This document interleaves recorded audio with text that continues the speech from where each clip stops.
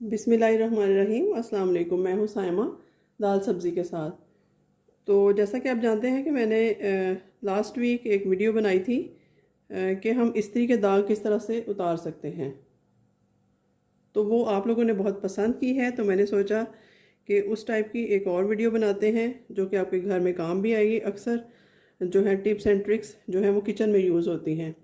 तो उसी में से एक आज नई टिप मैं लेके आई हूँ आपके लिए कि तवा अगर हमारा गंदा हो जाता है बाज़-औक़ात, अगर हम उस पर पराठे ज़्यादा बनाते हैं तो वो जब उसके बाद जब हम सूखी रोटी बनाते हैं तो वो थोड़ा सा ऑयली बनती है और उसमें निशान और दाग पड़ जाते हैं। तो मैंने आपको ये बताना है कि तवे को हम बग़ैर खर्चे के किस तरह से आसानी से साफ़ कर सकते हैं। तो यहाँ मैंने तवे को खूब तपा लिया है, आप देख सकते हैं इसमें से धुआं निकल रहा है। तो यहाँ सबसे पहले मैं इसके ऊपर डालूँगी पानी। ये देखिए इतना पानी तकरीबन हम डालेंगे, आधे से कम गिलास ये पानी डाल दिया। साथ साथ नीचे से हीट फुल रखेंगे, आप उसको कम नहीं होने देंगे ताकि जो साइडों पे लेयर्स बनी हुई हैं वो आसानी से उतर सकें। अब ये पानी डाल दिया है और आप देख सकते हैं कि खाली पानी डालने के बाद ही ये जैसे जैसे पानी गर्म हो रहा है, बॉयल हो रहा है, तो हमारी चिकनाई ऊपर आने लगी है। तो इसको और अच्छा से साफ़ करने के लिए यहाँ मेरे पास विम लिक्विड है, ये डालूँगी तकरीबन 2 टेबलस्पून इस तरीके से। और ये विनेगर है मेरे पास, सिरका, सफ़ेद सिरका इसको कहते हैं, जो हम खानों में भी यूज़ करते हैं, ये वाला ये जाएगा इसमें तकरीबन। ये भी 2 टेबलस्पून मैं इसमें ऐड करूँगी। सिरका हमेशा मैल को काटता है, चिकनाई को। और उसके साथ 2 चीज़ें इसमें और ऐड करेंगे हम।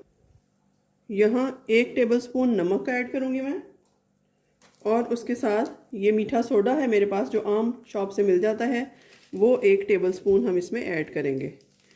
आपने देखा जैसे जैसे सोडे की झाग बन रही है वैसे वैसे हमारी चिकनाई जो है वो कम होती जाएगी और दूर होती जाएगी।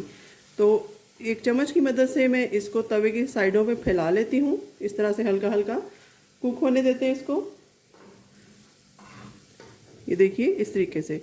अगर हमारे चूल्हे पे भी गिर जाए तो कोई प्रॉब्लम की बात नहीं है, हम बाद में नीट कर सकते हैं उसको, लेकिन इसकी साइडों पे अच्छे से लगना चाहिए इस तरीके से। ये देखिए आपको नज़र आ रहा होगा कि इसकी मैल जो है वो उतरना स्टार्ट हो गई है, उसने तवे को छोड़ना शुरू कर दिया है। तो इस पे अच्छे से फैलाने के बाद हम चूल्हे को बंद कर लेते हैं और इसको ले चलते हैं अपनी टैप के पास। वहाँ पर हमारे पास स्क्रबर भी मौजूद है, उससे अच्छे से इसको खुरच के नीट कर लेंगे।